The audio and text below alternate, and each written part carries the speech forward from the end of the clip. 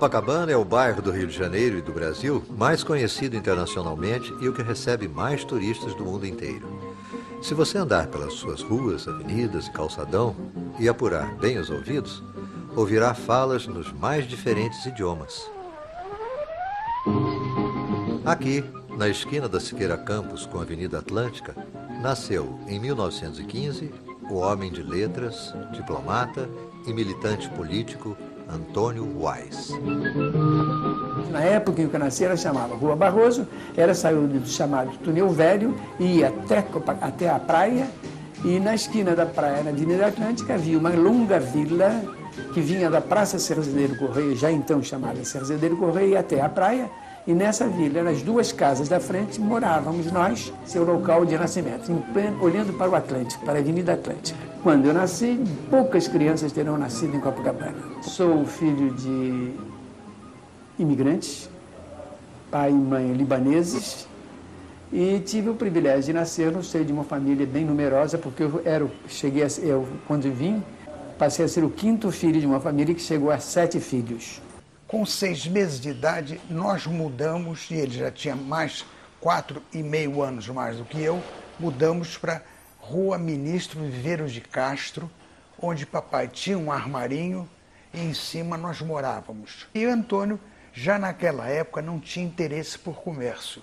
Ele estava sempre interessado em estudar, e estudava muito.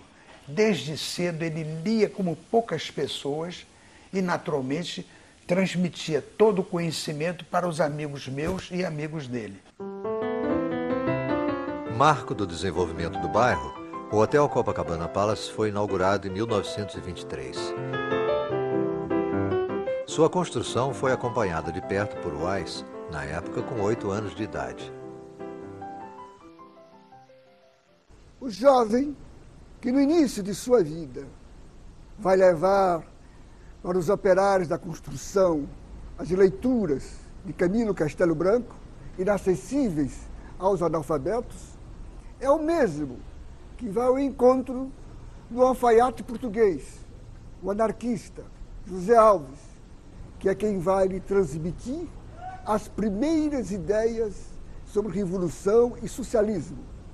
Ideias que o Wise, intelectual, pensador, vai aprofundar, sistematizar e ter como a espinha dorsal de sua vida e de sua obra. Quando eu tinha 16 para 17 anos, eu principiei a lecionar. Eu cheguei a lecionar em 10 ou 15 colégios ao mesmo tempo. Perambulava por Copacabana menos, por Botafogo sobretudo, de maneira que raros são os colégios do tempo pelo qual não tenha passado. Já em função do português, já em função do latim, já em função da literatura. Quando tinha 21 anos, eu já estava com o meu registro autorizado de professor. Em 1942, Antônio Wise forma-se em Letras Clássicas pela Faculdade Nacional de Filosofia. 3 anos depois, ingressa na carreira diplomática. E foi injustiçado 2 vezes no Itabaraty. Começou quando ele regressou do exterior para responder a um processo iníquo que estava sendo feito contra ele, um processo ideológico para o qual não havia base nem na legislação brasileira, nem na legislação que o puniu, porque ele foi afastado com 4 outros colegas, foi posto em disponibilidade não remunerada. Ora, não existia no Brasil disponibilidade não remunerada. Então foram absolvidos por unanimidade pelo Supremo Tribunal e reintegrados na carreira diplomática. A razão de ser tinha sido acusações de esquerdismo feitas no princípio dos anos 50, através, sobretudo, do gabinete militar do presidente Getúlio Vargas. Os interesses de Antônio Wise eram distribuídos por várias áreas, mas não há dúvida nenhuma de que, a meu ver, a principal contribuição de Antônio Wise para a cultura brasileira se encontra nessa área de linguística e de filologia. O livro dele sobre a descrição das vogais na fala carioca, né, foi um livro pioneiro da linguística moderna do Brasil, porque ele faz com rigor, absoluto rigor científico, uma descrição fonemática do português carioca, estabelecendo os traços fônicos distintivos de todas as vogais, não é? Revelando como base teórica, como fundamentação científica de sua pesquisa, revelando extraordinário conhecimento não apenas da linguística moderna europeia, mas também da linguística moderna norte-americana. Então, fizemos o Congresso de Salvador, em 56. O primeiro Congresso Brasileiro de Língua Falada no Teatro. Estávamos discutindo, na realidade, a essência da questão da ortoépica, da pronúncia, do padrão de língua culta brasileiro em face do português. Num dado momento, senti que faltaria uma tese sobre o problema fundamental. E fiz a tese em 23 dias. Tentativa de descrição do sistema vocálico do português culto na área dita carioca. É um volumezinho que foi o centro das decisões do Congresso. Inclusive, as normas foram baseadas sobre ele. E eu, naquele então, fazia já um pouco de sociolinguística extremamente relevante, e coisa que só viria a inaugurar-se 20 anos depois aqui no Brasil. Equidótica. Ciência que procura através de... Antônio Wise certamente não foi o criador dessa palavra, equidótica, mas certamente ajudou a sua divulgação e implantação entre pesquisadores e estudiosos da língua portuguesa. No início da década de 1950, a equidótica dava os seus primeiros passos no Brasil. A equidótica é uma ciência ainda pouco conhecida, que tem por objetivo restituir ao texto a sua originalidade, ou seja, a intenção original do autor. Então, no caso, por exemplo, de Rui Barbosa, que é o autor com que se trabalha aqui na casa, nós temos nos arquivos institucionais, nós temos alguns manuscritos de textos de Rui. A participação de Antônio Wise foi importantíssima porque foi ele que deu os parâmetros técnicos e científicos para que esse trabalho começasse de uma maneira realmente proveitosa e realmente fiel a Rui Barbosa, às origens de Rui. Em 1960, retorna ao Itamaraty, como representante brasileiro nas Nações Unidas, junto à 4ª Comissão que tratava dos assuntos de descolonização. Teve atuação decisiva em Uzumbura, África, na Comissão de Anistia de Presos Políticos de Ruanda-Burundi. É um momento bonito da minha vida pessoalmente, e que foi bonito para o Brasil também. Coerente com suas posições em defesa dos direitos humanos, declarou-se contrário à política colonialista de Portugal. E pagou caro por esse enfrentamento. Porque o Brasil era anticolonialista para tudo, menos para as colônias portuguesas. As colônias portuguesas eram províncias ultramarinas. A ficção jurídica que Salazar inventou, o Brasil engolia e ninguém no mundo aceitava. Então nós tínhamos uma brecha visível. Eu, como informador do Itamaraty, mostrei a mostrar que a nossa posição estava totalmente inválida. E eu fui caçado porque os portugueses vieram queixar-se junto às autoridades competentes do meu esquerdismo comunista, etc. Ele teve os direitos políticos suspensos e teve que abandonar a carreira diplomática. O que meu pai, o que Afonso Arinos, ao recebê-lo nas Nações Unidas, considerou, disse, pode ter sido um problema para Antônio Wise, um problema sobretudo material, pecuniário, perdeu o salário, mas não foi, ele achava que não tinha sido um problema para o homem Antônio Wise visto como figura nacional. O trabalho dele foi gigantesco a partir desse momento. Só de enciclopédias ele fez 3. Ele fez a Barça, fez a Delta Larousse e fez a Mirador. Como editor e coordenador da elaboração de enciclopédias e dicionários, Wise organizou equipes que uniam a competência, a erudição, a cultura ao compromisso político. Foi a oportunidade de trazer para o mercado de trabalho inumeráveis estudantes universitários, acadêmicos, intelectuais, como Otto Maria Carpo, como Moacir Werneck, que haviam sido e eram perseguidos pela ditadura militar. Saber, originalmente, significava apenas provar, sentir através do sabor, ter bom paladar, e no caso faz muito sentido, porque Antônio Wise sabia combinar muito bem sabor com saber, com muito bom gosto.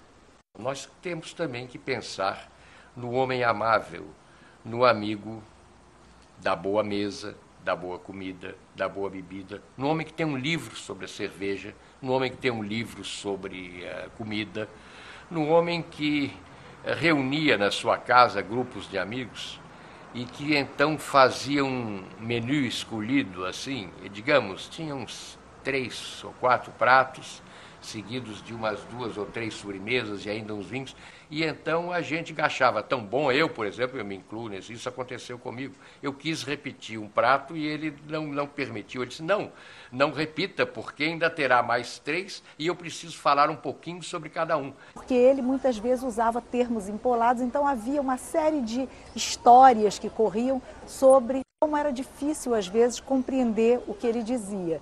E houve um episódio muito curioso nessa época da Enciclopédia Mirador, em que ele, um gourmet, trabalhava muito, chegava muito cedo à enciclopédia, trabalhava até tarde, mas a hora do almoço era sagrada.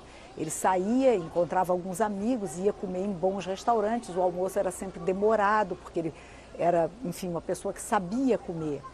E um dia, descendo no elevador do prédio onde funcionava a Enciclopédia Mirador, havia 3 jovens secretárias, digitadoras que trabalhavam lá, e perguntou, estão indo almoçar? Elas responderam, estamos sim. Onde é que vocês vão comer? Ele sempre muito curioso das possibilidades, né, que o centro da cidade oferecia. E elas disseram, nós vamos comer um sanduíche no Bob's, o senhor nos acompanha? Ele fez uma cara assim, entre susto e repulsa, e disse, poupem-me esse mesmismo gustativo. Você sabe que tem uns e outros aí que dizem que se uma cozinheira for fazer um prato, seguindo aqui esses livros de receitas do Antônio Wise, que ela vai ter que ficar consultando dicionário o tempo todo. Bobagem. Por que consultar dicionário? Todo mundo sabe o que quer dizer matéria graxa, consistência levitante da massa. Não sabe? Mesmo na gastronomia, o Wise jamais fez concessão à política. Quando, na corporação dos gastrônomos, de que ele fazia parte, foi convidado para integrá-la o ditador General Médici, o Wise saiu desta sociedade que deixou de ser de iguais para constituir o outro grupo, os amigos da boa mesa. Antônio Wise entra para a Academia Brasileira de Letras em 1971. Eu entrei para a academia porque fui membro da Comissão Machado de Assis para fixar o cânon editorial de Machado de Assis, que criaram uma escola de edição crítica no Brasil. O acadêmico Antônio Wise esteve ligado à realização de mais de 10 enciclopédias e dicionários. Eu não tenho de memória a minha relação, mas os empreendimentos foram muitos. O mais importante dos quais talvez tenha sido este vocabulário ortográfico da língua portuguesa. Esse representa para mim o trânsito, porque nele estão averbadas cerca de 400 mil palavras, em nome da Academia Brasileira de Letras, e é a publicação da Academia Brasileira de Letras. Foi terminado em dezembro de 81 e principiou a circular em 82. Nele eu registro 400 mil palavras para a língua portuguesa. Já está cheio de novas inserções, porque nesta altura já estamos com 450 mil por menos. É sobre ele, graças a ele que ficou patente a pobreza lexicográfica da nossa língua, no sentido de que, para essa montanha, em 3/4 do caso, você tem que fazer uma pesquisa em várias outras fontes para saber o que significam essas palavras. Então, um dicionário que consolide isso, mesmo com um primeiro tipo de definição elementar, é fundamental para a língua portuguesa. E é isto que estou fazendo aqui neste instante. E de 1985 até o fim de sua vida, em 1999, Wise iria trabalhar no dicionário que se tornou o coroamento de toda uma existência dedicada ao estudo e ao conhecer profundo da língua portuguesa.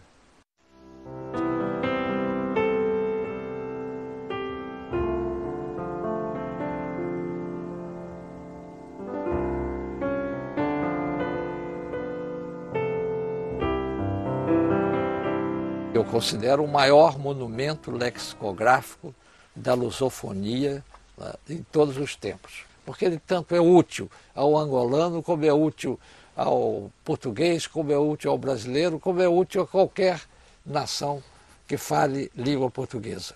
Wise lutou bravamente por um acordo ortográfico entre os países de língua portuguesa, mas nem sempre foi bem compreendido. A única questão que me motiva é a inconveniência de haver duas normas gráficas oficiais. Basta uma, porque com essa nós poderemos ter livros de ciência, livros de arte, instrumentos internacionais de comunicação para os órgãos internacionais que cada vez mais crescem, com uma só ortografia. Antônio Wise foi a alma, foi a força, foi a mola propulsora do acordo ortográfico da língua portuguesa, que foi assinado em 1990 entre Portugal, Brasil, Angola, Moçambique, Guiné, São Tomé e Príncipe, Cabo Verde. Todo o esforço dele foi no sentido de unificar essa grafia. Quando 200 milhões de seres humanos estiverem falando a mesma língua com a mesma grafia, a alma máter dessa conquista terá sido Antônio Wise. Foi uma luta bonita, extraordinária. Se houver certa flexibilidade na estrutura do projeto voltado para a unificação da ortografia da língua portuguesa, eu acho que nós poderemos chegar a um acordo que seja vantajoso para a língua portuguesa no mundo. O ideal seria que todos conhecessem a língua portuguesa, pelo menos como eu conheço, e daí para mais. Porque graças a isso você pode se situar no mundo do trabalho, no universo da criação, no universo da produção. Sem isso, você é obrigado a ser um explorado. O homem, dentro de uma língua de cultura que não a domina, ele tem a banda podre da vida social. E ele não tem culpa disso. Antônio Wise é fundamentalmente um político. Ele fez política na política, mas fez política também na língua, na filologia, na equidótica, fez política até na gastronomia. O que caracteriza a personalidade de Wise é o seu amor profundo ao país e ao seu povo. Pela libertação de ambos é que ele estudou, para a libertação de ambos é que ele se fez socialista e que ele caminhou pelas trilhas do conhecimento, pondo o seu conhecimento a serviço de uma sociedade diferente desta, a sociedade pela qual ele sempre sonhou, uma sociedade na qual todos tivessem as mesmas oportunidades, os mesmos direitos, construindo um mundo de igualdade social. Eu continuo a ser socialista porque o meu programa jamais foi realizado e continua a ser a condição para que a humanidade sobreviva.